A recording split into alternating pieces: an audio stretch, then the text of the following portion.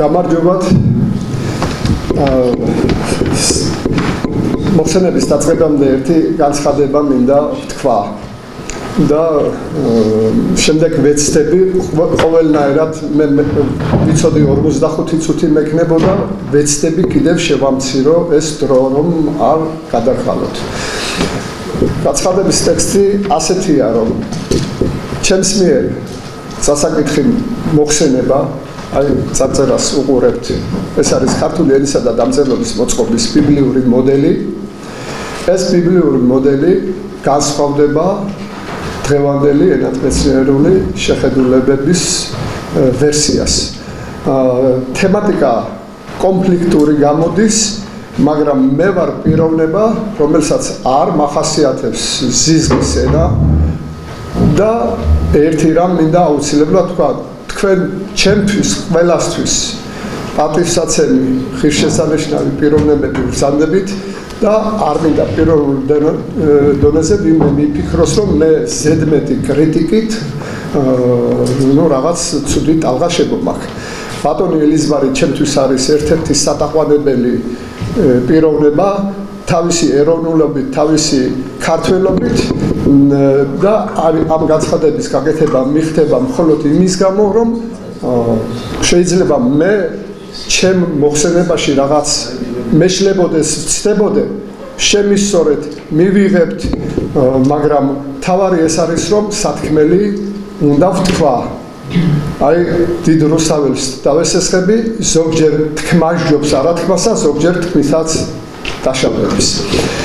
ჩემ მოხსენებას პირობითად ორ ნაწილად გავყოფ. პირველ ნაწილში მე წარმოვადგენ ფაქტებს, რომელიც თვითონ იმეტყველებს ეს ფაქტები მდგომარეობას, რა ხდება ჩვენს თავს, ხოლო მეორე ნაწილში მე წარმოვადგენ ქართული ენის აღდგინების პროცესი რას უკავშირდება, რა ნაბიჯები უნდა გადაედგას ამისთვის, რომ საბოლოო ჯამში ყველამ ერთად ვიხაროთ ამ დიდი სადღესასწაულო მომენტით. დავიწყებ პირველი ფაქტით. შეიძლება მეცნიერებმა იფიქროს, რომ თქვათ რა შუაშია ეს ფაქტი და მეცნიერება. მაგრამ მე ისევ რუსთაველის სიტყვებით ვიტყვი.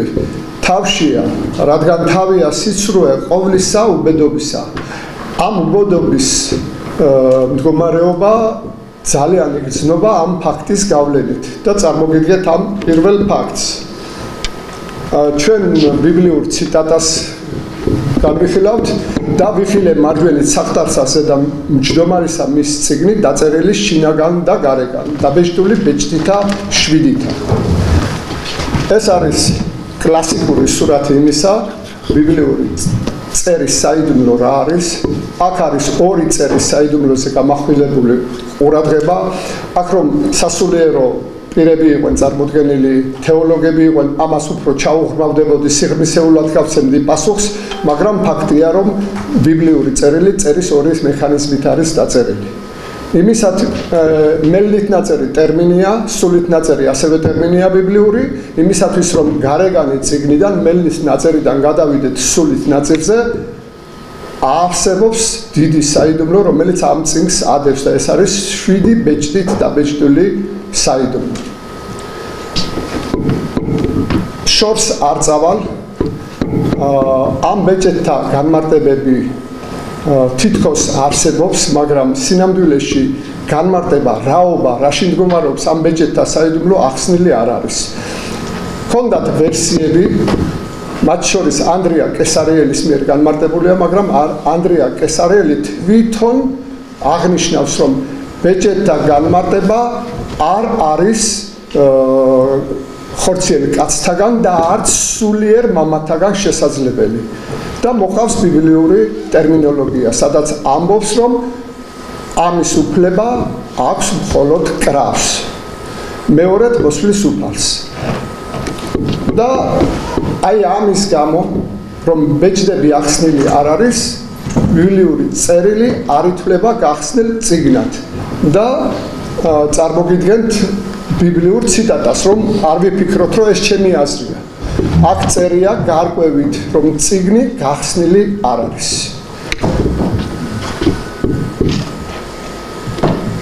ამის ფონზე შეიძლება კიდევ უფრო სიღრმისეულად მესაუბრა, მაგრამ რადგან თეოლოგები არ ყავს, მე აღარ გავყვები ამას და წარმოვადგენ პირდაპირ ფაქტს ნომერ 1-ს.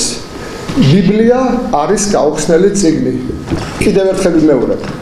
ამ წიგნს ადევს 7 ბეჭდის საიდუმლო, 7 ბეჭდის საიდუმლო არ არის ცნობილი, ამიტომ ბიბლიური მოცემულობითვე არა ჩემი აზრებით, არამედ ბიბლიური ტერმინითვე წიგნი არ არის გამღებული. ახლა გადავიდეთ მეორე ფაქტზე. 2 წლის წინ მე მოხსენებით წარმოვადგინე თანხლები თემა, აქ იოანე ზოსიმეს ხელნაწერთან დაკავშირებით ჰქონდა განვითარებული თემატიკა და მაშინ ჩემი მოხსენება შეფასდა ძალიან წარმატებულად.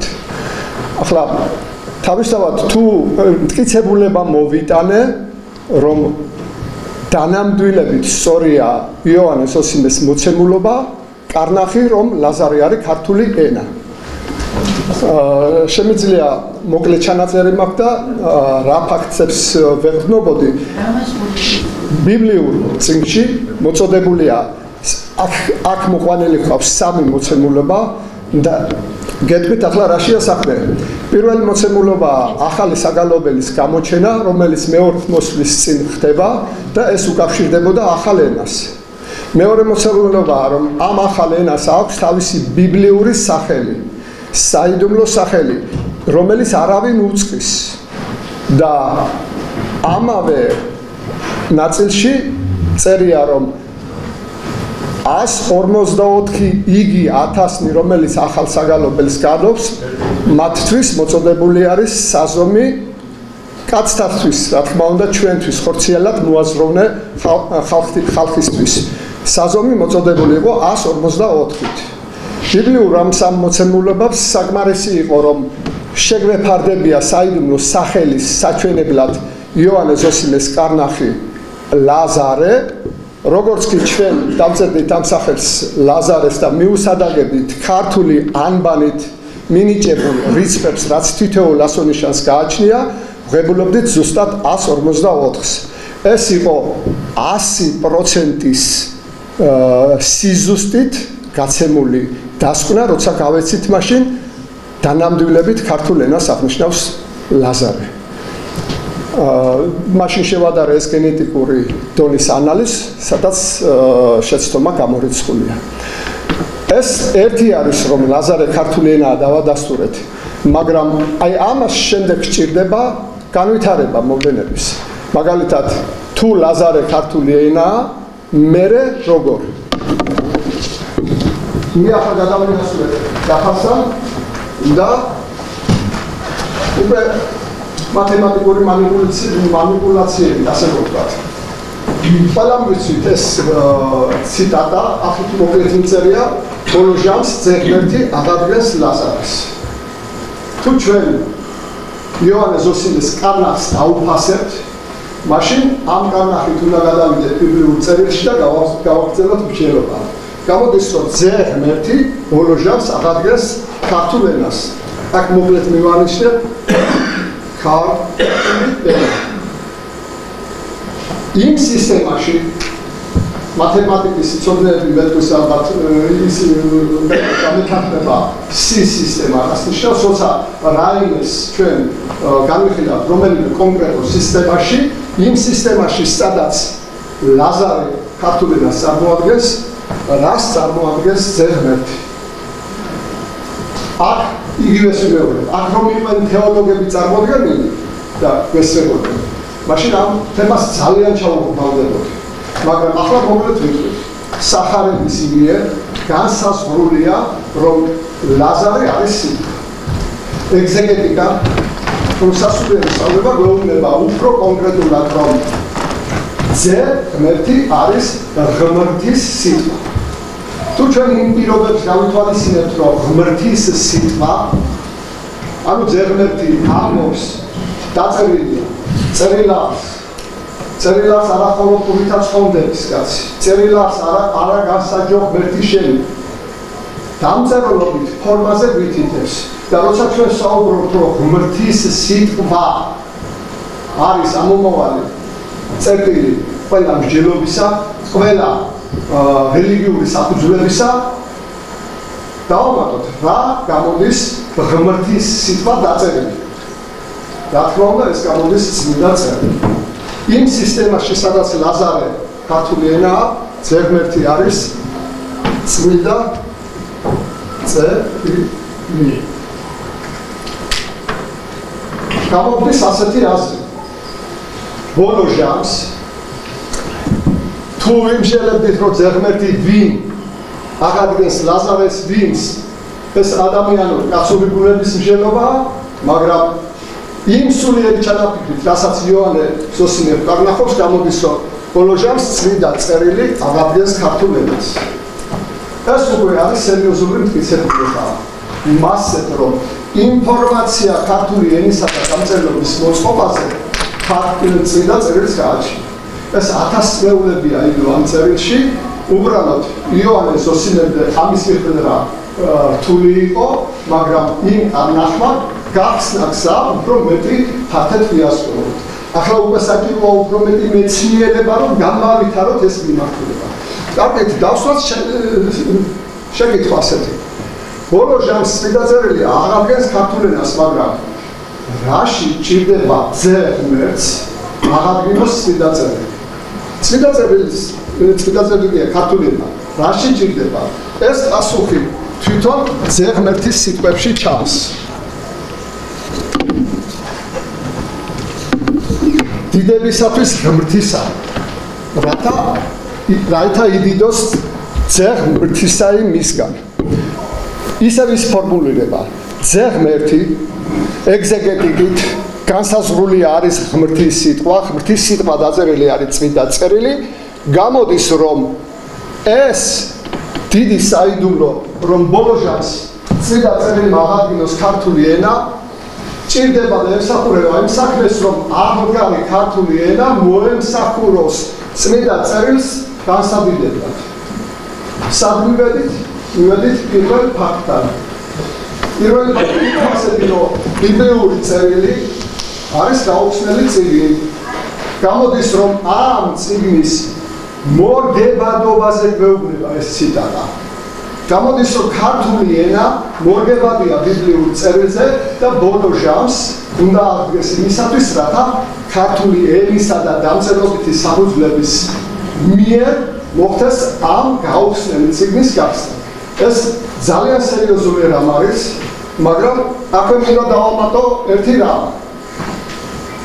ფაქტის დასახელებამდე მე უნდა მოვიყვანო მაგალითები ბიბლიური წერილიდან, მაგალითად ბიბლიური წერილი გვეუბნება ლაზარე მკვდარი. ანალოგიურ სიმეორებს იოანე ზოსიმე თავის ტექსტში და 4 დღის ამ მკვდარი მოელის მას მეორედ მოსვლასა უფლისასა. ჩვენ მე არ მინდა რომ ზალონსიანძის მოსაზრებად ჩაიტანოს ეს ყველაფერი. ეს ყველაფერი დაწერილია როგორც ბიბლიურ წერილში, ასევე დაწერილია იოანე ზოსიმეს გზავნილში. აი მათ მონაცემებზე დაყრდნობით შემდეგი ფაქტი უნდა დავასახელო. ფაქტი ნომერი 2. როგორც ბიბლიური მოცემულობით, ასევე იოანე ზოსიმეს კარნახით ქართული ენა ამჟამად მკვდარია. მკვდარია იმდენად რამდენადაც კონკრეტულადაა მეორედ მოსვლამდე. ახლა გასაგებია ეს ინფორმაცია შეიძლება ჩვენ მივიღოთ მხატვრულად, შეიძლება მივიღოთ მეცნიერულადაც, სულიერი დატვირთვითაც, მაგრამ მე ვამბობ ფაქტს, როგორც ბიბლიური წერილის მოცემულობა. ახლა გადავიდეთ მესამე ფაქტზე. მესამე ფაქტზე გადასვლის წინ უნდა აღნიშნო ერთი რამ. ღმერთი არის სიტყვა. არის ტოლობის ნისანით გამოსახე, იმიტომ რომ მეცნიერულ ანალიზს ჭირდება ტოლობის ნიშნის დასმა. ეს ერთი და იგივე არისო, მაგრამ ამ ტოლობიდან სიტყვას ემსახურება მეცნიერება ხოლო ღმერთს ემსახურება სასულიერო სწავლება. ჩვენ არ უნდა დაგვაგვისწროს ერთი აქსიომა, ერთი ასეთი არსიმტკიცება უნდა ამას, რომ თუ ჩვენ მეცნიერულად ვიკვლევთ სიტყვას, თუ ენათმეცნიერება იკვლევს სიტყვას, მაშინ ამ ტოლობის გამო უნდა იყოს ღმერთის გამომკვლევით და პირიქით თუ სასულიერო სწავლება ეძიებს ღმერთს, აი ამ ტოლობის გათვალისწინებით სასულიერო სწავლებაც უნდა იყოს გამომეძიებელ სიტყვისა. ეს ძალიან სერიოზული კარნახია ბიბლიური წერილიდან. ახლა ამას დავამატებ იმას, რომ ერთი უწყებას და მეორე უწყებას ბოდიშით ეს შეიძლება ჩემი შეხედულებაა, ამჟამად თანხმედრაში არ არიან და ცნობიერად სხვადასხვა პლატფორმაზე დგას თავიანთი შეხედულებებით. თითქოს ხით ჩატეხილობაა ამ ორ მიმართულებას შორის. ამ დროს ხიდის გამამთლიანებლად საქართველოს ასე ღმერთმა გვაჩუქა ასეთი პიროვნება იოანე ზოსიმე, რომელმაც თავისი ტექსტით მოგვაწოდა როგორც მეცნიერულად დასაბუთებადი მასალა, ასევე სასულიერო სწავლებისათვისაც სარწმუნო მასალა მოგვაწოდა. მაგრამ დღეს იოანე ზოსიმეს ეს გზავნილი როგორც კარნახი სათანადო მიმართულებით აღქმული და მიღებული არ არის. და ახლა ჩამოვაყალიბებ რას გულისხმობ ამაში. როცა იოანე ზოსიმე კარნახობს, ძირითად კარნახზე ლაპარაკი, რომ ლაზარე ქართული ენაა და ამის შემდეგ ამის პარალელურად რამდენიმე ბიბლიურ საიდუმლოსაც კარნახობს, მეცნიერული ანალიზი მოითხოვს ვალდებულებას, რომ ამ კარნახის დასაფასებლად ამ კარნახით გადავიდეთ ბიბლიურ წერილში და გავაგრძელოთ იქით ანალიზი. მაგალითისთვის ენად მეცნიერება იკვლევს ენისა და დამწერლობის საკითხებს. მაგალითად ენის წარმომავლობა, როდის, სად, დამწერლობა როდის შეიქმნა. აი ამ დროს ბიბლიური მოცემულობით ჩვენ თუ ვირწმუნებთ რწმენით და მივიღებთ კარნახს იოანე ზოსიმესგან, რომ ლაზარეა ქართული ენა, მაშინ დასახელებულია ლაზარეს წარმომავლობის ადგილი ბეთანია. გამოდის, რომ ქართული ენის წარმომავლობის ადგილს გვიმხელს ბიბლიური წერილი, მაგრამ აქ იმ სისტემაში, სადაც ლაზარე ქართული ენაა, ამავე სისტემაში გარკვევა უნდა რა არის ბეთანია. კიდევ მეორე ფაქტი შედარება აქვე. აი აქვე ვიტყვი იმასაც, რომ ამის პარალელურად მქონდა ბედნიერება ერთი თვის წინ მე შემთხვევით ინტერნეტ სივრცეში ნახე ქალბატონ ზექალა შანიძის მოხსენება სტუდენტებთან დიდი მეცნიერია ვიცნობდი ასე რომ ვთქვათ და ის ანვითარებს საკითხს ასე მეგრული და სვანური ენების საკითხზე ახსნა გამარდება ქონდა და პასუხი ქონდა გაცემული ასეთი რომ წმინდა ტექნიკური კუთხითო ესენი ენებიაო მაგრამ იგივე კონტექსტში ახსენა სოციუმი სოციალურ ურთიერთობებშიო ესენი დიალექტები გამოდისო ну რა თქმა უნდა დამაინტერესა გავყევი ბოლომდე მაგრამ მე მართალი გითხრათ დასკვნა ვერ გამოვიტანე ბოლო რა არის ჩვენ ბევრი რო არ ვილაპარაკოთ ალბათ ბატონი ტარიელი ფუტკარაძის შეხედულებებიც გვახსოვს რომელიც პირდაპირ დიალექტებს ამბობდა რაც მეც ვთვლი რომ შეცდომაა მაგრამ თუ უფრო მეტი სიღრმისეულად გვინდა ამ საკითხების ამოწევა და გარკვევა მაშინ თუ ლაზარე ქართული ენაა ლაზარეს ბიბლიური წერით ინფორმაციით ორი დახტავს რას ნიშნავს რომ ლაზარე ქართული ენაა არის მამაკაცი და მამაკაც ქართულ ენას ყავს ორი დედაკაცი და აი სადმიდის პასუხი ორი დედაკაცი ენა რომელიც არის ქართული ენის დედმამიშვილური ნათესავი. ახლა ამ მიმართულებით მე ვეღარ წავალ და რატომ არის დედაკაცი თუ შემახსენებთ კითხვით მე გავცემ პასუხს, ამას თავისი პასუხი აქვს. ყოველ შემთხვევაში აშკარად ჩანს ესენი არიყენები. ახლა ამ ფონზე ჩვენ მე მინდა სამი ფაქტი ერთად დავასახელო. ბატონო რომელია ეს ბოლოს იქნებ დროში ჩავეტიო და ბოლოს შემეკითხეთ. ესე იგი ფაქტი მე მინდა ვთქვა იოანე ზოსიმე მოგვაც აი გაჩვენებთ აი ესეც ნახეთ იოანე ზოსიმე მოგვაწოდა კარნახი რომ ლაზარე ქართული ენაა ამ კარნახით ჩვენ უნდა გადავსვლებყავით ბიბლიურ წერილში და გაგვეგრძელებია ანალიზი იმიტომ რომ ამ ქართული ენის ირგვლივ ძალიან ბევრი ინფორმაცია არის თვითონ ამ წერილში ჯერ 2 წლის უკანდელი მოხსენების დროს დასკვნა გავეცი რიცხვი 144 ქართული დამწერლობის გენეტიკურ კოდს წარმოადგენს თქო აი ემატება საკვლევი არეალი ახლა ამ სამ ფაქტის გადამბმამი და ერთმანეთზე უნდა გადავავა. ესე იგი ბიბლიური წერილი არის გაუხსნელი წიგნი. ამ წერილის გავხსნელი ქართული ენა თავისივე დამწერლობითი საზომის სისტემით ამჟამად ინფორმაციულად მკვდარია, ეს ბიბლიური მოცემულობაა.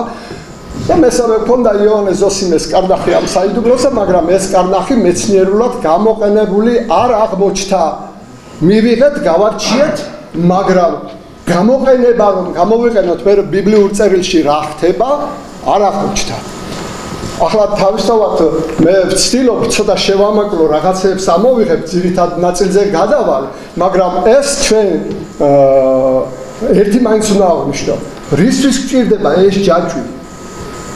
გჭირდება იმის რომ საბოლოო წერტილად წყლი და ჭიანჭველას იგავის არ იყოს გადავარჩინოთ წყალში ჩავარდნილი ჭიანჭველა. ანუ ბიბლიური წერილი რომელიც არის გაუხსნელი გაიხსნას. რატომ? აქ ახლა მე მოკლედ ვიტყვი, თუ ვინმეს ინტერესი გაგიჩნდება, შემიძლია ამომწურავი პასუხი გაგცეთ, რაც შეეხება, რაში გჭირდება ამ წიგნის გახსნა. ჩვენ ალბათ ვიცით, თუ გვაქვს ნოტარიული ფურცელი, ნოტარიუსის ბეჭდით დამოწმებული და ის ამტკიცებს რომელიმე პიროვნების მემკვიდრეობას, მაშინ მას ვერავინ ვერ შეეცილება და ვერავინ ვერაფერს ვერ ჩამოართვეს და ვერ წაართვეს. ანალოგიური რამ გამოდის ბიბლიური წიგნი მთლიანად. ეს ერთი ფურცელი კი არა, ეს მთელი წიგნი და ერთი ბეჭდით კი არა, 7 ბეჭდით დადასტურებული. 7 ბეჭედის სულიერი წერის 7 ბეჭედია. 7 საიდუმლოა, რომელიც პირდაპირ უკავშირდება ენასა და დამწერლობას ჩვენსას ქართულს. თუ ჩვენ ამ წიგნის გახსნას შევძლებთ, ეს გახსნის უდიდეს მემკვიდრეობას. აქ გამოჩნდება დიდი რამ და არ მინდა ახლა მე დრო დავხარჯო აქ. საბოლოო ჯამში ფაქტი ის რომ ბიბლიური წერილი არ არის გახსნილი, ყველაზე მეტად გვაზარალებს ჩვენ ქართველებს. ახლა გადავიდეთ უშუალოდ ჩემ მოხსენებაზე იმ მეთოდის ახსნაზე, რასაც ქვია ბიბლიური კარნახი ქართული ენისა და დამწერლობის მოწყობაზე. მე ისევ მომიწევს დაფასთან მისვლა. ახლა აღარ გავასუფთავებ აქ, მარტო ამ ტოლობას დავუკვირდეთ. ღმერთი არის სიტყვა. აი, ვიმშენოთ ერთად, როგორ ფიქრობთ? თუ ბიბლიური წერილი ამ ფორმულირებას გვაცხადებს სწორად და თუ უხეშად რომ ასე არ უნდა ვამბობდე, მაგრამ თუ ბიბლიური წერილი არ გვახვევს და შესწომაში არ შევდავართ, მაშინ თუ სიტყვა არის ღმერთი, მაშინ ამ ღმერთს უნდა გქონდეს თუ არა თავისივე ღმერთული მოწყობა. ღმერთი რა არის? ეგზეგეტიკამ გამართა. ერთ-ერთი არის სამება, მამა, ძე და სულიწმინდი. თუ სიტყვა არ არის ასევე სამებით მოწყობილი სისტემა, მაშინ სიტყვა არ ყოფილა ღმერთი. და მაშინ ჩვენი ნათქვამი სიტყვა არის ღმერთი, ეს აბსოლუტურად ცარიელი სიტყვებია და არაფერი. ღმერთი არის სიტყვა იმიტომ, რომ მას ღმერთული მოწყობა გააჩნია. აქ ახლა ჩვენ რომ არ დავჩეს წარმოდგენა, რომ ეს ბატონი ზაალის ლოგიკაა მხოლოდ იგივეს. აი ეს არის ბიბლიური ტერმინი, ციტატა, რამე თუ სამი არიან, რომელიც წამებენ ცათაშინა, მამა, სიტყვა და სულიწმინდა. ეს სამი ერთ არიან. ეს არის ბიბლიური წერილი დადასტურებული ვერსია მასე რომ სიტყვა არ არის უბრალო სისტემა. ის სამებით მოწყობილია და ზუსტად ამ ფრაზიდან ჩანს რომ სიტყვაში არის მამაც და სულიწმიდაც. ესე იგი, ამ განმარტებით უკვე გამართდა ესწორება. სიტყვა დანამდვილებით ღმერთია, იმიტომ რომ მას ღმერთული მოწყობა. ბიბლიით ნაკარნახები ღმერთული მოწყობა არის სიტყვაში მამისა და სულიწმიდის არსებობა. ჩვენ ეს ტერმინები ვიცოდით აქამდე რომ სიტყვაში იყო მამა, სიტყვაში იყო სულიწმიდა. ეს საიდუმლო ბიბლიურ წერილში იდო და ელოდა მეორად მოსვლას. ეს ათასწლეულები უნდა ყოფილიყო, მაგრამ დადგებოდა დრო ეს თავის ნახეთს ნახავდა და ამოტივდებოდა. ახლა ამ მიმართულებით ჩვენ უნდა გავაგრძელოთ მსჯელობა რა არის სიტყვაში მყოფი მამა. დღეს გავცემთ პასუხს რა არის სიტყვაში მყოფი სულიწმიდა და ეს უკვე იძლევა იმის საშუალებას რომ გაჩნდეს გზა რომ საბოლოო ჯამში ის ბიბლიური წიგნი რომელიც არის გაუხსნელი გაიხსნას იმით რა საიდუმლოც თვითონ სიტყვასაა. ახლა მე მსჯელობას 10 გავაგრძელებ პირველ რიგში. თქვენ იცით ალბათ რომ ქუთაისში არის ბიბლიის კვლევის სამეცნიერო ჯგუფი. მე მისი ხელმძღვანელი ვარ. ჩვენი ჯგუფიდან, თბილისში დაწყვა ჩვენ მეგობრები, ყველას თავისი მიმართულება აქვს, საერთო ჯამში ვაერთიანებთ ჩვენ ერთმანეთთან შეთანხმებით კვლევებს, მაგრამ ეს ნაწილი სიტყვის სამებით მოწყობა, ეს არის პირადად ჩემი. ახლა მე განსაკუთრებული თხოვნა მაქვს. ახლა ჩვენ გვჭირდება განსაკუთრებული გულისყური ამ საკითხის გასაშუქებლად. რა არის სიტყვაში მყოფი მამა? მე ზედმიწევნით ზუსტად ვიცოდი, რომ მასზე არ იყო არც მეცნიერული მონაცემი არაფერი და არც ეგზეგეტიკას არ ქონდა მონაცემი არაფერი. არ იფიქროთ, რომ მე რადგან აქ არ არის სასულიერო წრის წარმომადგენლები, მე ვთამამდები და რამეს ვამბობ, იგივეს გავიმეორებდი უფრო მეტი სიღრმისეული მტკიცებულებებით, რომ დღეს სასულიერო სწავლებამ არ იცის რა არის სიტყვაში მყოფი მამა და პასუხისმგებელი ვარ ამას მე ყველა დონეზე დავამტკიცებ. როცა მინდოდა გამეცა პასუხი რა არის სიტყვაში მყოფი მამა, არა მონაცემებით, თქვათ გაჩნდა რაიმე სავარაუდო პასუხი, მე როგორ გადავამოწმო? სწორს ვამბობ თუ არა სწორი? ბევრი თუ ცოტა ფიქრის შემდეგ მივედი იმ დასკვნამდე, რომ რადგან ბიბლიური წერილი გვიხსენს ამ საიდუმლოს, ისევ ბიბლიურ წერილში უნდა მე მოვიძიო ეს საკითხები. და ბიბლიურ წერილში ნახე ის პირობები, რომელი პირობებიც აუცილებლად უნდა შესრულდეს, თუ ჩვენ გავცემთ სავარაუდო პასუხს რა არის მამა, მაშინ უნდა დაკმაყოფილდეს ეს პირობები რა. ბიბლიური პირობა პირველი, მამა არის სიტყვის მომავლინებელი. ბიბლიური მეორე პირობა, მამა ჩემშია, მე მამაში ვარ. მესამე, სიტყვა და მამა ერთ არიან. უფლის სიტყვებსაც შეგახსენებ, სიტყვათა რომელთა გეტყვი თქვენ, თავით ჩემი არა გეტყვი. არამედ მამაი ჩემი, რომელიც ჩემთან არის, იგი იქ საქმესა. ახლა მე შემომაქვს ახალი ტერმინი, რომელი ტერმინი მე ჩემთვის ახალია და თქვენ შეიძლება ტერმინი იცოდეთ სასულიერო სწავლებიდან, მაგრამ მე რეალურად გამოვიყენე ეს საკითხი. ეს არის სულის მეცნიერება. ეს ნიშნავს იმას, რომ სულიერ სწავლებას რაც აქვს უკვე მოპოვებული და განცხადებული და დამტკიცებული გამოვიყენე ის ნაწილი და მას შევაჯერე მე მეცნიერული ანალიზი. ესე იგი რელიგიური და მეცნიერული სინთეზი მოვახდინე. კონკრეტულად რა? ჩვენ გვაქვს წამსით განმარტებული რა არის მამა, ეს ეგზეგეტიკის მწერვალია, წამს ერთი ღმერთი, მამა ყოვლისა მყრობელი, შემოქმედი ცათა და ქვეყანისა, ხილულთა, ყოველთა და არა ხილულთა. ვიცოდი წიგნის გახსნა დაანონსებულია ბიბლიური წიგნის ბოლო ნაწილში ესაა გამოცხადება და შესაბამის პასუხს ვეძებდი ზუსტად ბიბლიურ წიგნის ამ ნაწილში და მივაგენი ეს არ არის იოლი რომ ამას შეუთავსოთ ნებისმიერი ბიბლიური ფრაზა მაგრამ აი ამ ფრაზას შეუთავსე მე ბიბლიური მოცემულობა მე ვარ ანი და ჰოე იტყვის უფალი ღმერთი რომელი არის და რომელი იყო და რომელი მომავალ არის ყოვლისა მყრობელი აი ამ ორ ციტატას შორის მიაქციეთ ყურადღება წითელი ფერით გამოვსახე საერთო წერტილი და კიდე თვალსაჩინოებისთვის კიდე უფრო მკაფიოდ რო გამოჩნდეს აი ასეთი მოცემულობაა სწავლება გვეუბნება მამა ყოვლის მყრობელი მამაა ყოვლის მყრობელი და გვეუბნება რომ მამა ერთია ცათაშია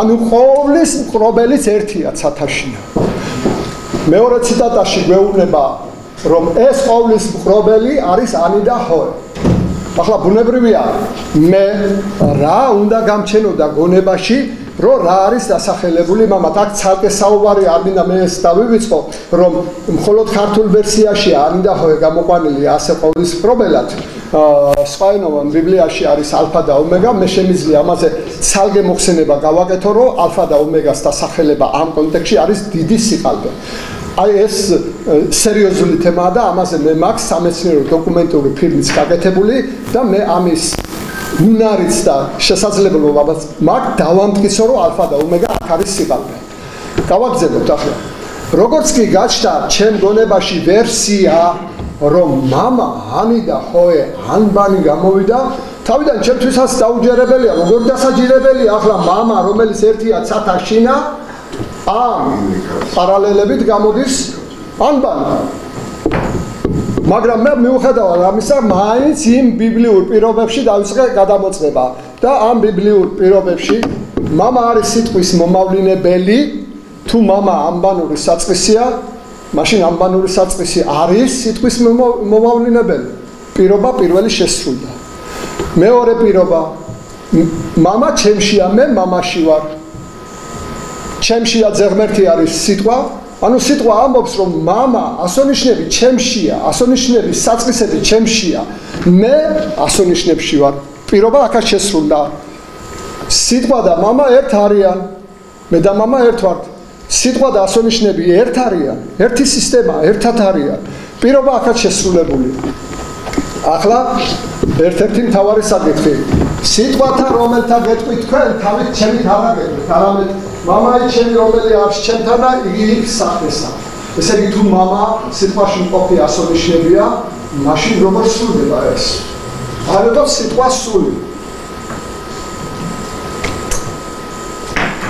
ჩვენ ასონიშნებით ყველა ვიტყვით ეს არის სუ ეს არის უ და ასე შემდეგ აბა აი ამ კარნახის მიხედვით ვთქვათ ეს სიტყვა ისე რომ მაშინ ყოფი ასონიშნები არ ვთქვათ ვერ ვიტყვით დავწეროთ სიტყვა ისე რომ ამ სიტყვაში ყოფი ასონიშნები არ დავწეროთ ვერ გავაკეთებთ უფალი ამბობს მიყურებთ და ვერ ვხედავთ გესმით და არა გაგეგებათ რა ეს ნიშნავს იმას რომ სიტყვაში ყოფი მამა რომ ასონიშნებია მარტივი რამ არის ეს აქ არაფერი არ უნდა იყოს დასაკვირველი ეს ლოგიკა ჩვეულებრივი მაგრამ დაუკვირდით რაშია ცალკე ასონიშანი კი არ წარმოადგენს რამეს მნიშვნელობას ისევე როგორც გენეტიკურ წერაში ნუკლეოდიდი 4 ნუკლეოდიდი წერს ხო გენეტიკაში ყველაფერს თავარი არის ნუკლეოდიდთა დალაგების თანმიმდევრობა აი ეს არის ინფორმაცია და ანალოგიური რამ არის ქართულ დამწერლობაში ასონიშანთა დალაგების თანმიმდევრობა თავარი ინფორმაცია აი როცა ჩვენ გავცემთ პასუხს სიტყვაში მყოფი მამის ინფორმაცია რა არის მაშინ ჩვენ უნდა გავცემთ პასუხი რატომ არის პირველი ასონიშანი s რატო არის მეორე u რატო არის l რატო არის i ეს ძალიან რთული რამ არის მაგრამ ამას თავისი კანონი ქონია და ჩვენ ბიბლიურ წერილი პირდაპირ გვეუბნება ეს კანონი არსებობს მე ახლა გავაკეთებ შუალედრობ დასკვნას მამაზე რომ სიტყვაში მყოფი მამა ეს არის სიტყვაში ამავე სიტყვაში მყოფი ასონიშნები აქვე უნდა მივაქციოთ ყურადღება სიტყვაში მყოფი მამა მთელი ამბანურ ასონიშნავთან გამაგიარა. კონკრეტულ სიტყვაში რა ასონიშნებიცაა, ის არის ამბანური ნაწილით, ასონიშნავთა ნაწილით წარმოდგენილი. ამაზეა საუბარი. ახლა მეორე საკითხი. რა არის სიტყვაში მყოფი სულიწმიდა? სიტყვაში მყოფი სულიწმიდის გასარკვევად იგივე პრინციპი გამოვიყენებ. ჯერ ავიღე რა მონაცემი აქვს სასულიერო სწავლებას. ეს გამოვტოვოთ ახლა. კიდევ გამოვტოვოთ. სასულიერო სწავლება გვეუბნება დასულიწმიდა უფალი და ცხოველის ყოფილი, რომელიც მამიდან გამოვალს, მამისა თანა და ძისა თანა, თაყვანისცემების და იდიდების. დაუგვირდით, მთავარი რა არის აქ? სულიწმიდა არის მამიდან გამომავალი. ამ ინფორმაციის სარგებლობა შეიძლება უკვე მე ამ განმარტების მერე მალე მივხვდი რაც იყოს სულიწმიდა, მაგრამ მეცნიერულად ეს რომ იყოს დალაგებული, ახსნილი და განმარტებული, დავამატე შემდეგი ციტატა.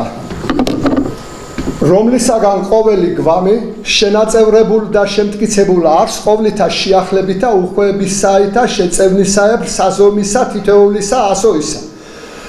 ყველაფერი ბრწყინვალედ არის დალაგებული. ერთადერთი რაც გაურკვევლობას შეიძლება წარმოადგენდეს, შეიძლება დაისვას შეკითხვა გვამის ქვეშ რა უნდა ვიგულისხმოთ.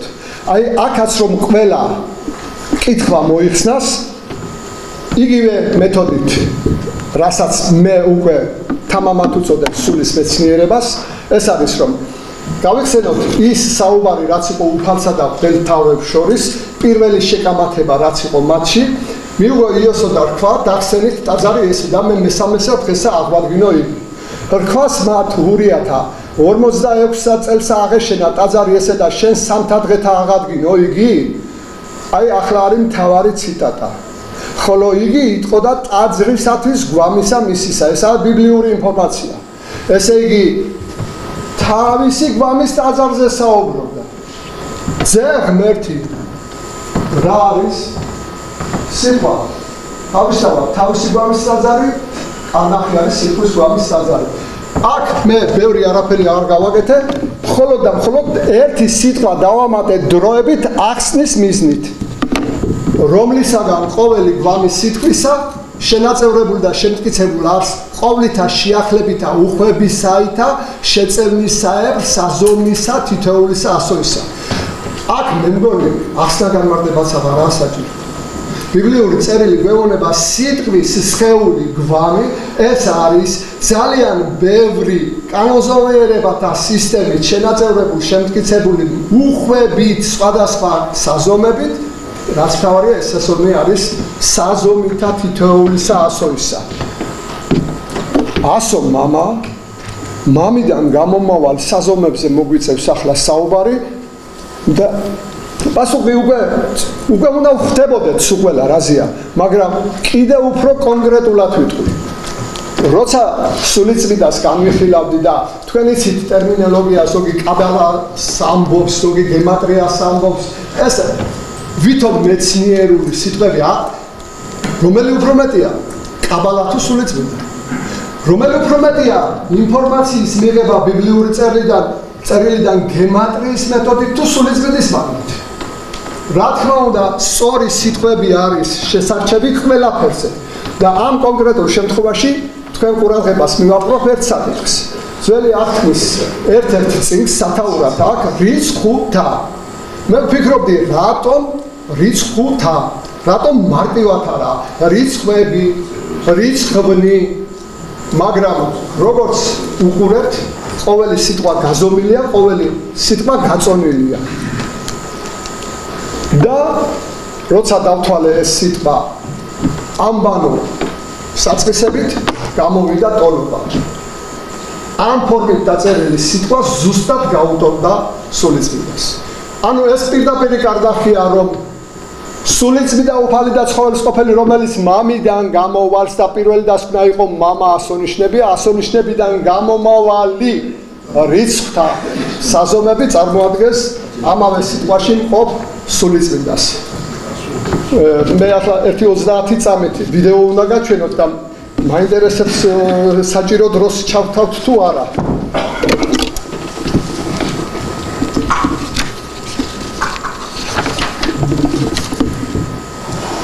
კარგით, ვიდეომდე მე ჯერ დასკვნას გაჩვენებთ. ეს არის უკვე ჩემს მიერ წარმოდგენილი დასკვნა. სიტყვაში მყოფი სულიწმიდა, ამავე სიტყვაში მყოფი ასონიშანთა რიცხვითი საზომის სისტემების კანონზომიერებათა ერთობაა. აი, ერთ ვიდეოს ჩართვამდე ერთ სიტყვას ვიტყვი და მე გთხოვ ჩავთოთ ვიდეო. ესე იგი, მე საკმაოდ ბევრი სამეცნიერო დოკუმენტალური ფილმები მაქვს განთავსებული ინტერნეტ სივრცეში და ერთ-ერთი სიტყვა, საკვლევი სიტყვა, რომელსაც ვიკვლევდით, ეს იყო წინას წარმეტყველება. და ამ სიტყვამ ჩემი ყურადღება მიიპყრო მაშინ, როდესაც შევამჩნიე, რომ სასულიერო მწერლობაში ასონიშანი ამ სიტყვას არ ქონდა. წინა წარმეტყველება. შემდეგ ბიბლიურ წერილში გავარკვიე, რომ ეს სიტყვა კომპოზიტად გვევლინება ასე, ამ ფორმით, მაგრამ ბიბლიაში ცალკე ნახსენებია წინაწარ, ცალკე ნახსენებია მეტყველებაც. მაგრამ კიდევ უფრო დავაკონკრეტე, წინაწარ ფორმაში გადავედი, რათა დამედასტურებია იქ სულ უნდა იყოს თუ არ უნდა იყოს. და ამ სიტყვაზე აგებული ერთ-ერთი დოკუმენტალური ფილმიდან ფრაგმენტს მოგაწოდებ ამ ვიდეოთი. ჩართეთ რა ვიდეო.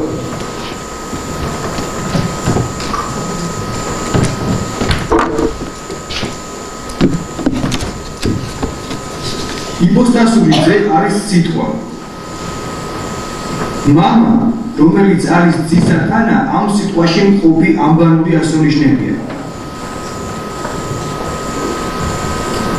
რომელიც არის ძისა თანა, ამ სიტყვაში მყოფი ამბანური ასონიშნებია. რომელიც ამჟამად ინფორმაციულად უხილავია. სულიწმიდა, რომელიც მამიდან გამოვალს. სიტყვაში მყოფი ასონიშნებიდან გამომავალი რიცხვთა სისტემის კანონზომიერებაა, რომელიც ასევე დღესდღეობით ინფორმაციულად უხილავია. ასე რომ სიტყვის მთლიანობის ერთ არსი დაფუძნებული აღმოჩნდა სამებაზე. სწორედ ეს სამება წარმოადგენს სულიერი წერის ხერხემალს. ამ პრინციპით არის ჩადებული დამწერლობაში სული. ინფორმაცია წმინდა წერილიდან აღმოკითხული უნდა იყოს არაოდენ სიტყვით, არამედ სრული სამებით. ეს სქემატური ნახაზი საჭიროა. მე რა თქმა უნდა უშვებ იმას და მეცნიერება და ნებისმიერი სხვა მეცნიერება პირველ რიგში მატერიალურ საფუძვლებზე, მყარ მატერიალურ მტკიცებულებებზე დგას. და იმას, რასაც აქამდე ვერ უყურებ და უხილავი რაც იყო სიტყვაში, ეს ჩვეულებრივი ამბავია, ვერ დაინახავდა, იმიტომ რომ მეთოდებში არაა გათვალისწინებული უხილავის ხილულად წაკითხვა. თუ ჩვენ ბიბლიური ამ მოდელით შევძლებთ ქართული ენის შესწავლის დაწყებას, ეს იქნება ძალიან დიდი რამ, რომელიც ის იგავით ყველა აღმეხსენებია წმინდა ჭიათურეს ზოსიმეს კარნახით ჩვენ დავიწყებთ ქართული ენის კვლევებს. ქართული ენის დიდი საიმნოს გარკვევით, ქართული ენის აღდგენებით მოვაგებთ ბიბლიური წერილების ინფორმაციისთვის წიგნს გავხსნით. წიგნი მოგცემს მემკვიდრეობას ჩვენზე ქართველებზე და ეს იქნება უდიდესი საქმე. ასე რომ მე იმის თქმა მინდა ჩვენ ამ სამებით თუ არ განვიხილავთ ქართულ ენას და დამწერლობას, მაშინ ჩვენი ქართული ენისა და დამწერლობის შესაძლებლობები დარჩება დაკნინებული. ენას გაცილებით მეტი შეუძლია, ვიდრე დღეს ჩვენ უყურებთ. ეს მე ვფიქრობ, რომ საწყედად აღებისთვის არ უნდა იყოს ეს ჩემი ალალეგულით გეუბნებით ამას, იმიტომ რომ მე უყურებ აქ მიმართულებას, მე უყურებ ამას განვითარების შესაძლებლობას და ერთ მაგალითსაც მოვიყვანდა, მე ამით დავასრულებ დღევანდელ მოხსენებას. ჩვენ თუ დავსვათ შეკითხვას, რამდენი ასონიშანია ქართულ ანბანში? დავათის სტელაზე გვაქვს 37 ასონიში. შემდეგ რასაც ახლა ვხმარობთ ჩვენ უნივერსიტეტსა და სკოლებში 38 ასონიშია. არის ვერსია U და M. მაგრამ U ასონიშას არც თავისი ფორმა აქვს და არც თავისი რიცხვითი მაჩვენებლები, რა თქმა უნდა, ასომთავროს გულისხმობს. ბიბლიური ძალებეულება 40 ასონიშია, მაგრამ როგორც არ უნდა ვთქვათ, სულ ქართულ ამბაში 36 მწერალი ასონიშია, რომელსაც აქვს თავისი შესაბამისი ორი რიცხვი. ასონიშას თავისი რიცხვები არ აქვს. მე აქ ახლა თუ მაქვს ეს არის ჩვენი ამბანის სქემატური სურათი, ეს მე თვითონ ვიწვალე და გავაკეთე ასე. შავი ფერით მე მოვაწოდე ასონიშნები, წითელი ფერით რაც თან ახლავს ასონიშნებს. აი ახლა მინდა ასეთი რამ ვთქვათ. თუ ჩვენ დავსვამთ შეკითხვას, როცა ენა ჩამოყალიბდა ქართული ენა, როცა შეიქმნა ქართული დამწერლობა, თუ დავსვამთ შეკითხვას, რომ აი ამ დროს ენის შექმნისა და დამწერლობის ჩამოყალიბების ფაზაში ალბანური რიცხვთა სისტემა ღებულობდა თუ არა მონაწილეობას, ალბათ გესმით, მოკლე პასუხია, არა. არც ენის ჩამოყალიბებაში, არც დამწერლობის ჩამოყალიბებაში. ახლა რას ნიშნავს ეს? 2 წლის წინ ჩემი მოხსენებით მე ვაჩვენე რიცხვი 154, ეს არის ბიბლიური კოდი და ეს არის ქართული ენისა და დამწერლობის გენომი, რომელსაც ვერ წაართვებს ვერავინ. უბრალოდ მაშინ მეც გამოუჩა ხედველობიდან, არც დაბაზიდან ყოფილა შეკითხვა, რომ მაინც რა არის ეს ბიბლიური 154. აი ახლა გავცემ პასუხს. ჩვენ დღეს ენისა და დამწერლობის ძირითად საფუძვლად დამწერლობის განსაკუთრებით აღიარებული გვაქვს 36 ასონიში. მაგრამ 36 ასონიშას აქვს 36 რიგითი ნიშანი. მე ნიშნებს უწოდებ, რიცხვებს აღარ უწოდებ. 36 ასონიშას აქვს 36 სახელით მინიჭებული ნიშანი და აქვს 36 რიცხვითი ნიშანი. სულ 4 მარაგი 1000-ეული ინფორმაციებისა. სულ 4 მარაგი 4×36 124. არის ბიბლიური დასტური, რომ ჩვენი ქართული ენა არის 154 ნიშნიანი დამწერლობითი ბაზის ენა.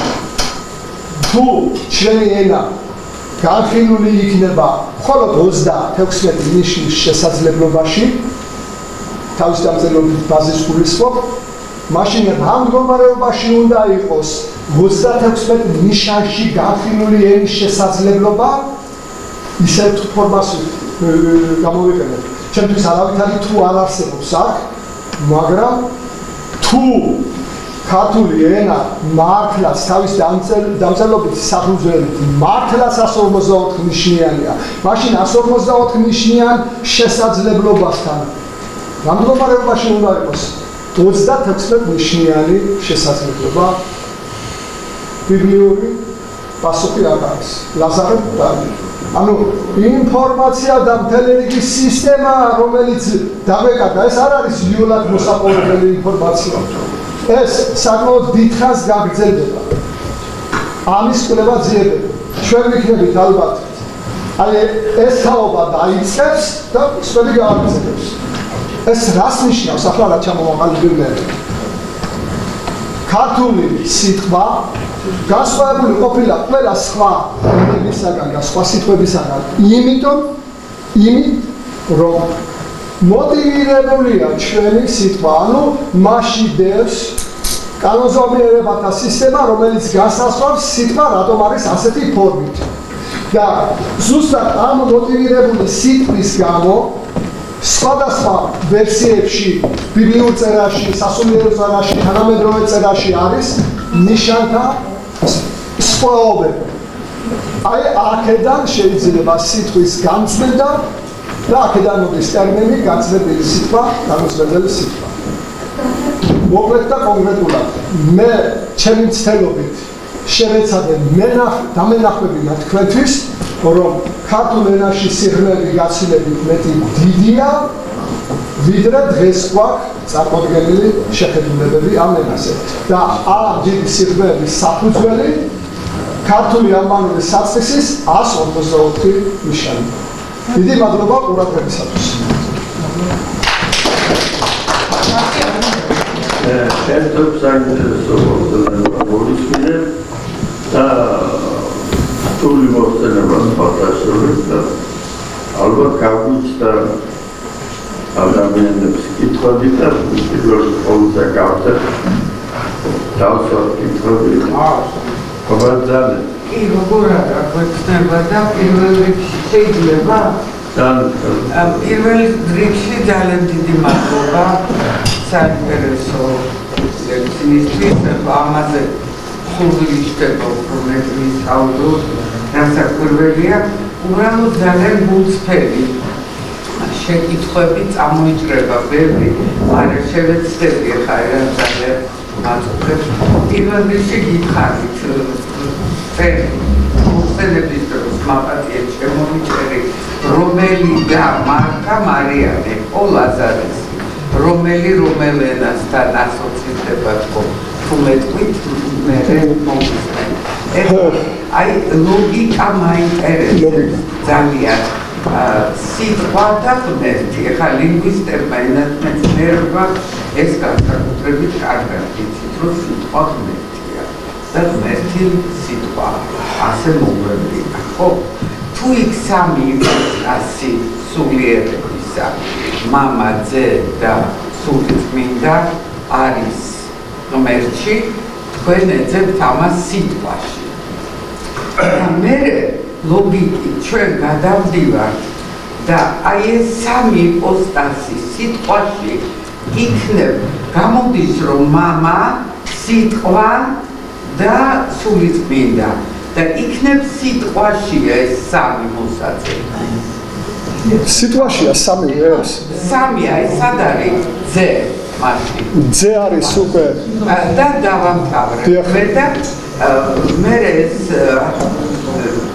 თქვენ ახსენეთ ახლა კაბალა ემატრია არ ვიცი ცინცაძესთან თუ თანამშრომლობ მე მხოლოდ ვისმენქობ ის გამოსვლებს და ნუმეროლოგიაში ხარ გადაჭრილი სერიოზულად და აი ნუმეროლოგიას თუ მიყვებით იმიტომ რომ მე თავად ფილოლოგი ნუმეროლოგია დამჭირდა სწორედ ეხლა თუ ნახავთ აკადემიის ბიულეტენის ბოლო ნომერს დეკემბრის იქ არის ჩემი საკმაოდ ძველი სტატია ერთ-ერთ პოეტთან მიყენებული აი ეს შეკითხვები თუ არ დავგლი საზოგადოებას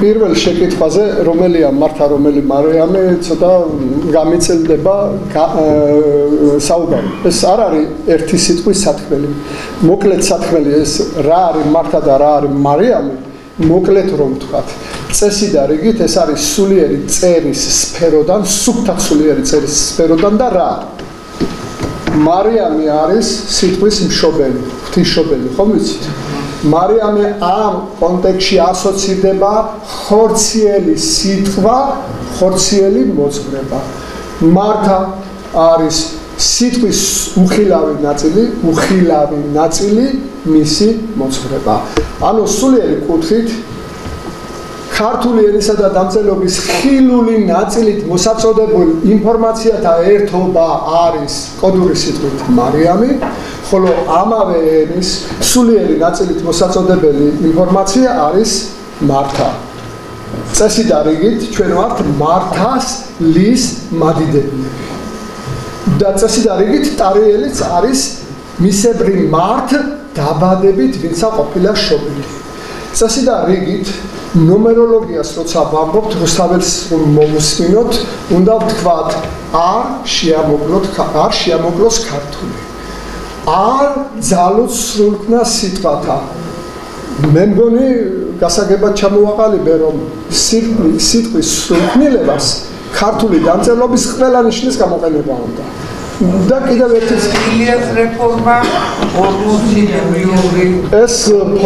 ეს რეფორმა სულიერთან არაფერთან კავშირში არ არის.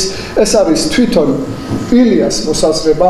ჩვენ ახლა ჩავთვალოთ რომ რომელიმე ასონიშანი შეიძლება ჩვენ ამოვიღოთ ან რომელიმე ნიშანი დავამატოთ ეს ამის უფლება ჩვენ არ აქვს. იმიტომ რომ мама ყოველთა ერთი мама შემოქმედით ცისა და ქვეყანისა ამ შემთხვევაში ცარა ამიდა ხო ეს მერთობაში ცა და ქვეყანა რა არის ცა არის ცნობიერება ქვეყანა არის ბაზისი ხორცია წმინდა წერიც რაც აქვს მელნით ნაწერი ეს არის ქვეყანა მაშინ უხილავად რაც დევს ამავე წერილის ცარი ეს სულიერ თემატიკისკენ მივდივართ და მე მგონი არ ღირს აქეთ ჩაღრმავება მაგრამ იმ საკითხს რასაც რიცხვებთან მიმართებაში ამბობდით უნდა ვთქვა რა აბა როგორ გავაკეთოთ როგორ გამოვითვალოთ როცა ბიბლიური წერილი გვკარნახობს აქ არის სიბრძნე აღება რიცხვი კაცისაა რომელიც სახელი კაცისაა და რიცხვი მისი 660 თუ ჩვენ რიცხვები არ მიუსადაგეთ რომელიღაც სახელს როგორ დავთვლით ამას გეთანხმები პითაგორა და მოდის პითაგორა და ყველაფერი რიცხვებია ყველაფერი მაგრამ ჩვენ ცალკე ვერც რიცხვებით წავართ და ვერც ასონიშნებით. ეს არის ერთი სისტემა. ინფორმაციის დიდი სისტემა. მადლობთ. ვათქმევინოთ ახალგაზრდას რაღაც უნდოდა და ახალგაზრდა მელე ახლი გამოდის. ახალგაზრდა მადლობა მოსვენებისთვის. შეკითხვა მაქვს ასეთია. თქვენი დამოკიდებულება იონე დამასკოვის გადამოსელის გამარჯვებასთან დაკავშირებით. ამ თვალსაზრისით და ამ არეალში ეს ერთი მეორე ქართულ თეოლოგთა მოსაზრებები თქვენს კონცეფციებთან დაკავშირებით და თქვენი შეხედულებები პატარიძეს კრემლის პროფესორად. ეს უკაცრავად თქვენ არ გიცნობთ როგორ? კირაკია გვარით კი ბაბატიეთ ესე იგი ძალიან კარგი და ღირებული კითხვა დასვით.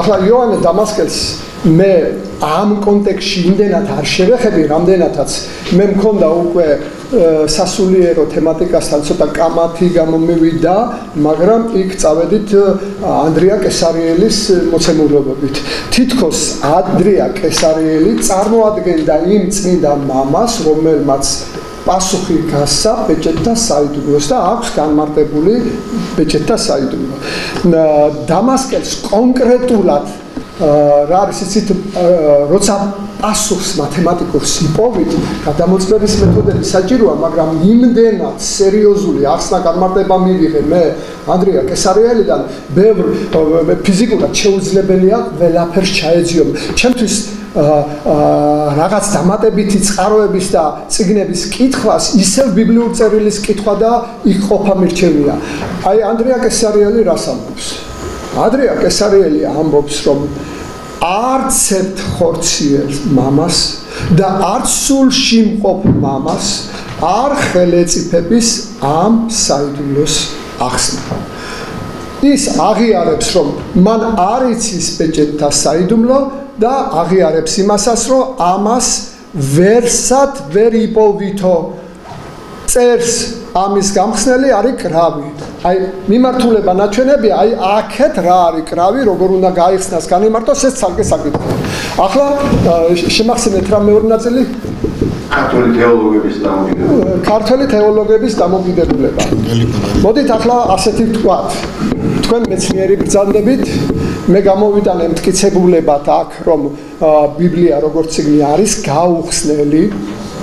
მე შემიძლია კიდევ უფრო სიღრმისეულად ჩამოვაყალიბო რა და როგორ თქვენი აზრით ქართველი თეოლოგების დამოკიდებულებით ეს წიგნი გახსნილი არის თუ არა? თქვენი აზრი მაინტერესებს თქვენი პონტამაზი. არ არის გახსნილი.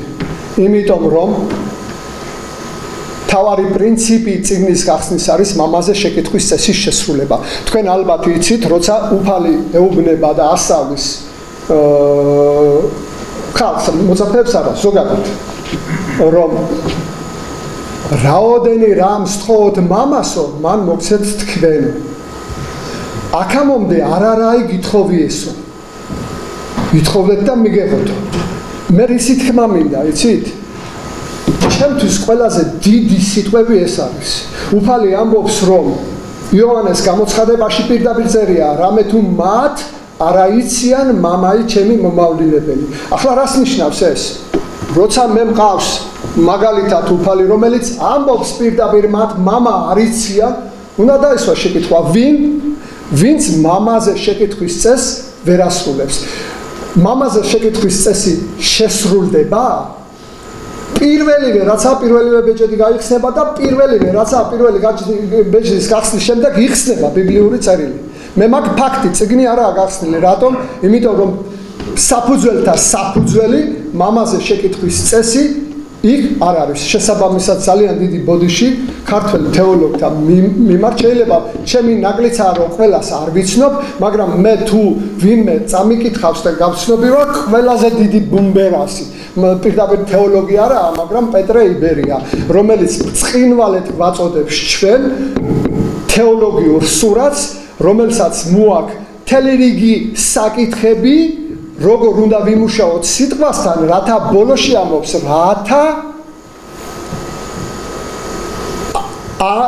ესე თქვასო განწმენდილმა სიტყვა ის გვთავაზობთ გზას რომ სიტყვა რომ განიწმინდოს რა არის გასაკეთებელი და განწმენდილი სიტყვა რას გვეუბნება ამას გვარნახობს აი შემიძლია სხვაებიც თქვათ ახლა თეოლოგიურ კითხვით მაგრამ საფრთხოთა სახელთათვის დიახ საფრთხოთა სახელთათვის წინვარე ნამუშევარი დიახ გეთანხმებით და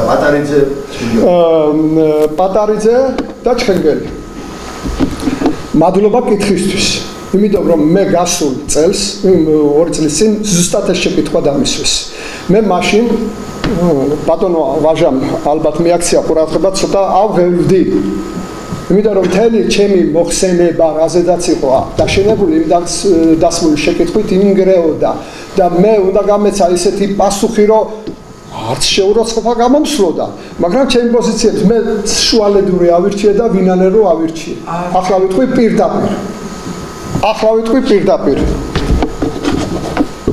ის თამაშ ჩხენგელმა გაარჩია ეს წერილი თამაშ ჩხენგელი აგერა მაგ ეს წიგნი შეგვიძლია ერთად გავეცნოთ თამაშ ჩხენგელი აღიარებს იოანე ზოსიმეს ეს ტექსტი არის საიდუმლო გზავნილი რომელიც შეიცავს საიდუმლო სანიშნოებს და განკუთვნილია კონკრეტული მიმღებისთვის და შეგვიძლია ერთად წავიკითხოთ ირიბად ახსენებს რომ ეს კონკრეტული მიმღები ის არ არის ახლა ისმის შეკითხვა ადამიანი რომელიც აღიარებს რომ ამ ტექსტით ავტორს რისი თქმა უნდა ჩვენთვის ავტორი ამბობს ჩემთვის უცნობია თქვენი აზრით ის განხილვა როგორი იქნება უფრო მეც გეტყვით ძალიან უსაფუძვლოდ და არა მეცნიერულად ეკამათება პავლე ინგოროყვას რაც შეეხება იმ ნაწილზე რაც არის 94 თუ 104 თუ თამაშ ჩხენგელს ძირფესვიანად უნდა და გაერჩია ეს ნაწარმოები მაშინ ყურადღება უნდა მიექცია კარნახისთვის რომ ბიბლიურ წერილში მის საიდუმლოზე გვესაუბრება უნდა გადასულიყო ბიბლიურ წერილში და იქ უნდა მოეძია 104 იყოს სწორი თუ 94 და მერე უნდა დაეწყო კამათი პავლე ეს მეორე შეცდომა მესამე შეცდომა ბევრი აქვს შეცდომები მესამე შეცდომა ლაზარეს თემასთან დაკავშირებით ეგზეგეტიკის გავლენით ამბობს ცხადიაო აშკარააო რომ ლაზარეს სახელის ქვეშო ჩვენ იოანე მახარებელი უნდა მოვისაზრდოთო იმიტომ რომ იოანე მახარებელიო წერსო ამ შემთხვევაში ფსევდონიმით თავის თავზე ამას ქვია ერესი რატომ თუ იოანე მახარებელი არის ის ავტორი რომელიც თავის თავზე ლაზარე ვარვა ამის თქმა უნდა სახარების მიხედვით ლაზარეს ორი დაჰყავს მართა და მარიამი იოანე მახარებელს ყავსდები? ამ ორი პიროვნების იდენტიფიკაცია არის დიდი შეცდომა. მე შემიძლია თამამად თქვა, თამარ შენკელის გარჩევა ეს არის აღწერა ტექსტის და არა ამ ტექსტის საიდუმლოს მოტანა. მე დიდი ბოდიში მეცნიერულს ვერ უწოდებ. აღწერა თამარ შენკელი პოეტი იყო და წერდა და მოატრონე კაცი. დიახ. და მეცნიერებასთან მას კავშირი თეოლოგია არის. მე ბოდიშმო არა მე ბოდიშმო გითხობთ შეკითხვა დაისვა ამ მოხსენებაზედაც და 2 წლის წინაც და მე კვალიფიციური პასუხი გავეცი იმის გამო რომ იმის თქმა რომ თამარ შენკელმა ბრწყინვალედ გაარჩია აი ამის თაობაზე მომიწია საუბარი რაც შეეხება რამას პატარიძეს რამას პატარიძის საკითხი არის შემდეგში 94 შემთხვევაში ისიც იგივეს მეორებს ისიც პავლე ინგოროყვასთან მოდის მაშინ დაპირისპირებაში მაგრამ თქვენ იცით რომ საბჭოთა მცდელობა იქნება თუ სხვა გამოცემები ბევრგან არის დასახელებული ისევე პავლე ინგოროყვას მეშვეობით 104 არის წოდებული.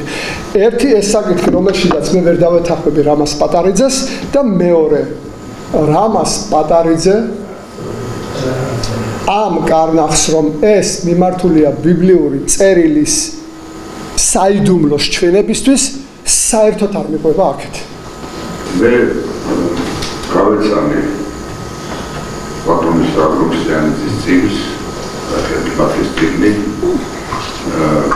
აპლოდით 4 წლისი გადაცემაში თქვა ერთი შლათამდენი დრო არაა გასული მაგრამ შეიძლება 3 წლის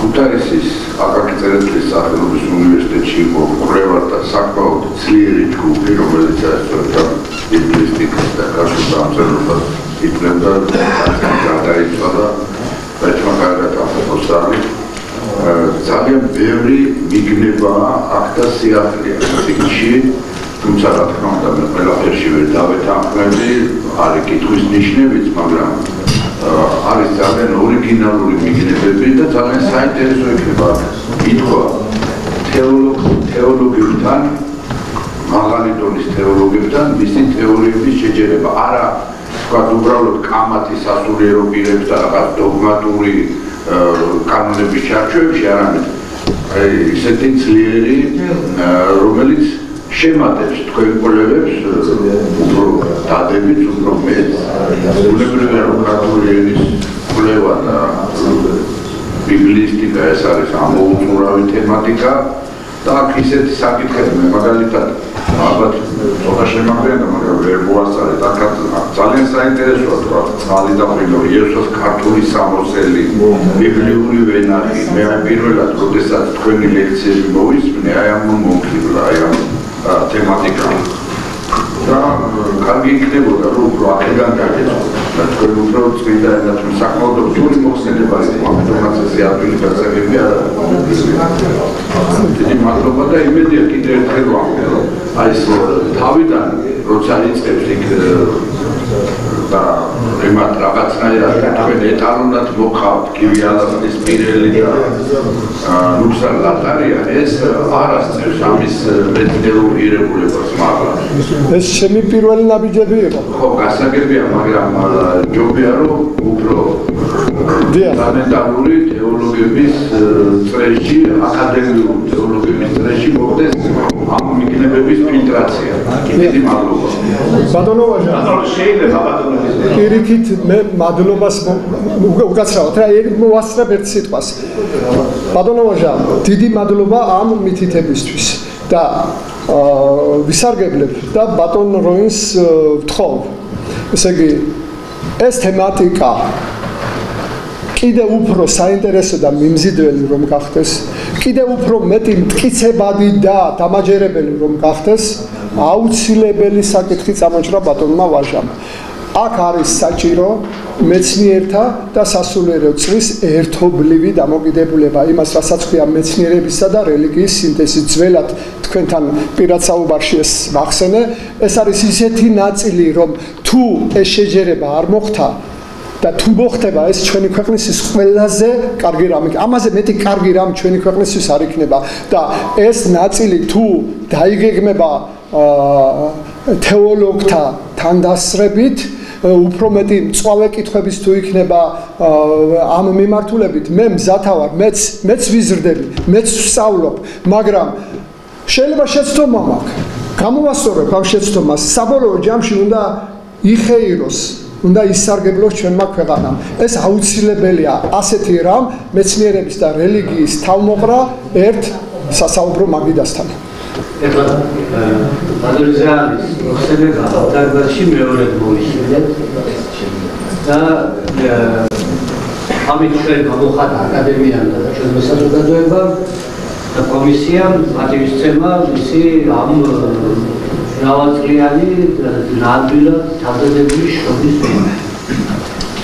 ადოლიზანის მათივისცემას პირველ სკოლისა ემასვიო რაც დასაფასებელია, პატივისცემას იმსახურებს იმით, რომ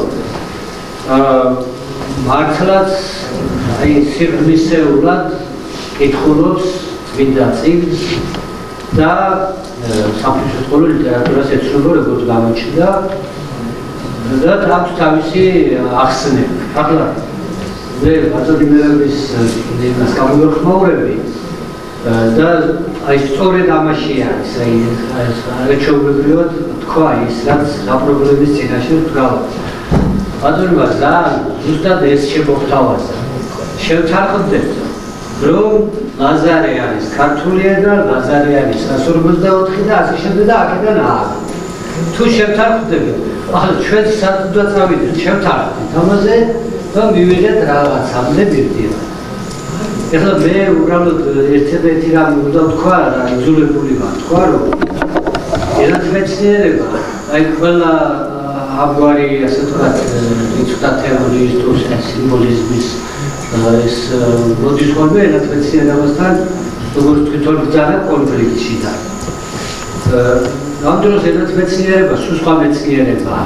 ენათმეცნიერება არის ზუსტი მეცნიერება, ისწავლობს სიტყვას, ფიზიკური გარსი, ფონეტიკა, მისი აგებულება, მორფოლოგია, ამაში ის არის ზუსტი მეცნიერება.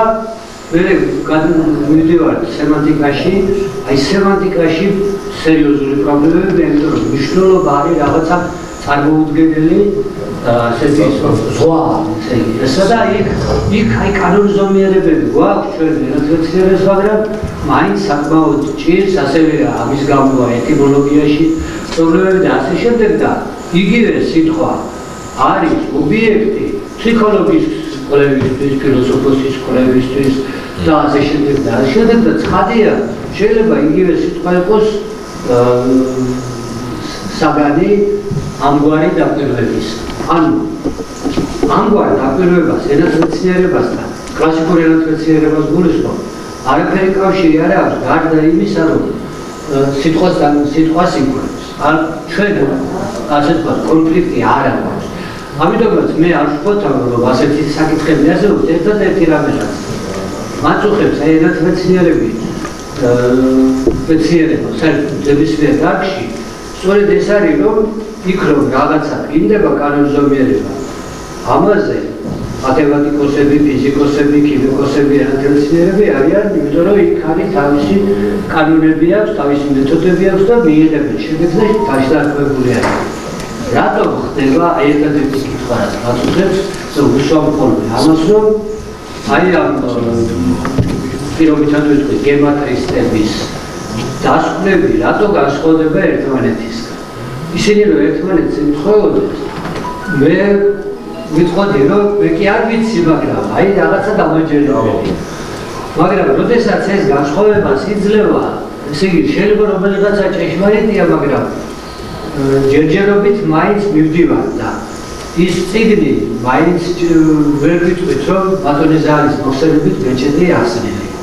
აი ამის თქმა შეიძლება და ალბათ თვითონაც არ აქვს საბოლოო ჭეშმარიტების პრეტენზია თვითონ აი გამიგრძელდება რა იმასაც ვიტყვი რომ ქებაის შესახებ თვალსაზრისების ძალიან დიდი ნაირგვარობა არსებობს მოიხსენებოდა მაგალითად ზვიად გამსახურდია ამბობდა საერთოდ ის წინასწარმეტყველება თუ ის რაც არის ისო სწორედ ივანე ზოსიმის დროისთვის არის გათვლილი და აღდგენა იყო ქართული ენის აღდგენა ხდებოდა იმ დროს როდესაც აი ქართული მწიგნობრობის აღორძინება ხდებოდა და შემდეგ და ამას ამ ასე ჩემთვის ძალიან მისაღებია იმიტომ რომ აი მის გათვლა რომ მეორე მოსვლის წინასწარმეტყველებაზეა ივანე ზოსიმის ისა თუმცა ივანე ზოსიმე ცხადია იყო ასევე მისტიკოსი იყო და ძალიან აინტერესებდა ეს რიცხვთა თეორია აშკარა იმიტომ რომ სულ კალენდარზე მუშაობდა და ასე აი ამით შეიძლება თქვა დიდი მადლობა რა თქმა უნდა ერთი საინტერესო დაკვრებისთვის და დავჩეთ ჩვენ ყველანი საკუთარ აზრს დიდი მადლობა ეს კომენტარი ჩემგან სათანადო პასუხს იმსახურებდა შემეძლო იმაზე მეტად მკაცრი ყოფილიყავი შეფასებებში, როგორიც ვიყავი თამაზ ჩხენკელის გარჩევის მიმართ. მაგრამ თავი შევიკავე, მეცნიერებთან კონტაქტი ისევ დამჭირდება. დღევანდელმა ენათმეცნიერულმა კვლევის მეთოდებმა ვერ ახსნა, რატომ არის ქართული ენა აღმატებული სხვა ენებზე. უფრო მეტიც, ვერ გაიგო, რას ნიშნავს ენის აღმატებულების ნიშნული. აშკარაა, ენის მეცნიერება კიდევ უფრო უნდა განვითარდეს, კვლევების მეთოდებიც უნდა გამრავალფეროვდეს, რადგან ენის კვლევის პატარა ჩარჩოები დიდი ენის სრულ შესაძლებლობებს ვერ გვაწოდებს.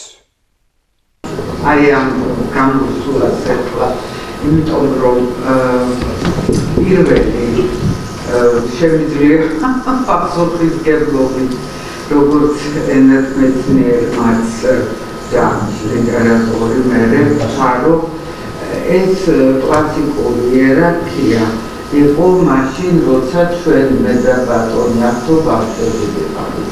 გაიზარდა ეს. აღარ არის ზუსტი მეცნიერება, მხოლოდ ენათმეცნიერება. სემანტიკის გარდა ამას სტილისტიკა ახლავს და ახლავს ტექსტის ლინგვისტიკა. ტექსტის ინტერპრეტაცია, იერარქია ავიდა, ამიტომ უკვე გამორიცხულია. დღეს არც ერთი ლინგვისტი ამით ვერ ახდენს თავისი მიზნების რეალიზაციას, ეს ერთი. ეხლა მეორე ძალიან მოკლედ, რატო ვერ ემთხვევა ხოლმე მეცნიერული შედეგები ერთმანეთს. საუკეთესო გასცა ამაზე პასუხი და ბევრი ეთანხმება მაქს ვებერმა, სოციოლოგმა დიდმა, რომელიც ამბობს, რომ ხელოვნების ნიმუში ეს იქნება. ხო, ეხლა ეს იქნება ლიტერატურა, როგორც ახლა რუსული დღეს ვერა, თუ ეს იქნება ხელოვნების კულტურის სხვა სფერო, ეს იქნება მიქელანჯელო სხვა დავითი, სულეთია. ის თუ არის შედეგი, ის სწორუპოვარია ყველა დროში. რაც შეეხება მეცნიერებას, მეცნიერება უახლოვდება აი ამ ჭეშმარიტებას და აქვს საშუალება 10, 20, 30, 40 წლით დადოს თავისი. თუ ის არ გადვითარდა მერე, მაშინ ის ხდება მეცნიერება და ასეთია ბედი მეცნიერების და ამას უნდა შეგვიძლია. მაგრამ ამაშია მეცნიერების დანიშნულება. ეს ნორმალურია. გავიგეთ რა არის მეცნიერება, რა არის არამეცნიერება, მაგრამ თავარი საინტერესო რა მოხსენება მოვისმინეთ ჩვენ. მადლობა უთხრათ მოხსენებელს, რამეთო ეს ადამიანი წლების განმავლობაში მუშაობს, აინტერესებს რაღაცა და ეძიებს რაღაცა. ეგრე არ გადაჭდა და უცხო წლების განმავლობაში და ამისათვის დიდი მადლობა თქვენ რომ ესეთი გულდასმით საუბრობთ და ჩვენ გვაცნობიერებს. ბატონი როიმი დაამთავრა. Იდა ენთუზიაზმი გავიზიარო აკადემიკოს შაველიცის ვფიქრობ დღეს ერთ-ერთი საინტერესო უხსენებო კანონთა რეცებრათა აკადემიაში. მადლობა მადლობა Характеристики, которые серьезно относятся к контролю, к журналистике, к шагатизации, университету, чули, квапопилева да мадова кадасы. Это здесь шекит хода, если хода, то есть клева, да, если так, мессирева и мессиеру да видео да хасагицы, да, миграция чешварите, через один товарите. А это коли гадат курьер, за мишто это, если сети дарги, роберт Угробити теологію робити професорів зараз, і скидати сауба, я шукати секрету допомагав ще раз. Залежить сайт, ви боксили, ще якісь дався за свій давка. Один ліберальний спот, на спільному гавіки, що я розглядав, зуборот, дідиш там можливо надавати все. Ось ви сакіті за себе більгова. Вашу пішпали, я їх не подарую, я подарую.